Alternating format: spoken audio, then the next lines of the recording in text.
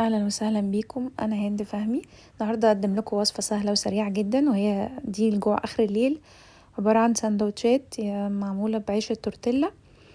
ومكونات الموجوده عندكم، انا كنت هنا كان عندي ستريبس عملت بيه، وكان عندي طلعت جبنه بقى شيدر وجبنه موتزاريلا، وكان عندي برضو تركي مدخن. ده ممكن تستغني عنه لو مش موجود عندك، ممكن تستخدمي بداله لانشون او اي حاجه موجوده ممكن تحطيها.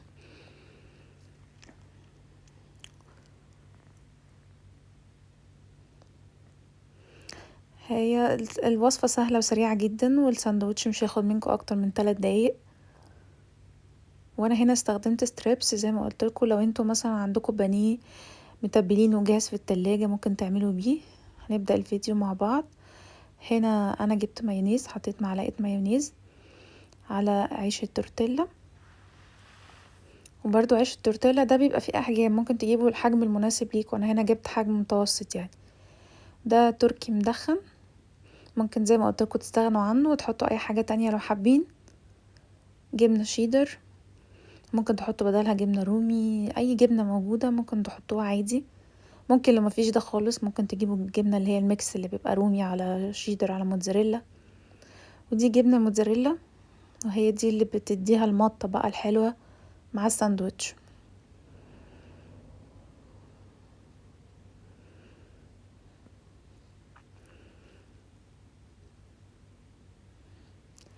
ده الستريبس اهوت، انا كنت جايباه كان جاهز، حطيته عندي في الاير فراير عشان ما اقليهوش، يعني عشان برضو ما يبقاش فيه زيت كتير، لان هو اوريدي اصلا بيبقى مقلي نص قليه.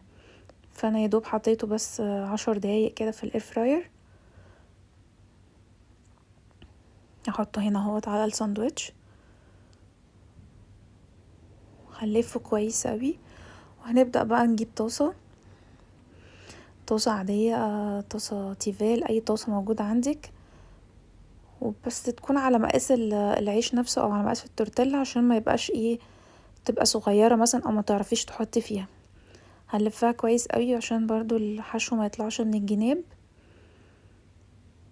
وهنبدأ نحطها على الطاسة، وهنسيبها دقيقة على الجنب دوت ودقيقة على الجنب دوت لحد ما تتشوح وتبقى محمرة متحمصة كده من الجنبين. ده شكلها بعد ما حطيناها في طاسة. هنسيبها دقيقة كده بالظبط، وبعد كده نقلبها على الجنب التاني. مهم الطاسة تكون سخنة، نبقى مسخنينها دقيقة قبلها او حاجة. وهنا بعد ما قلبتهم على الجنب التاني، ده بقى شكلهم النهائي بعد ما طلعتهم وقطعتهم. ألف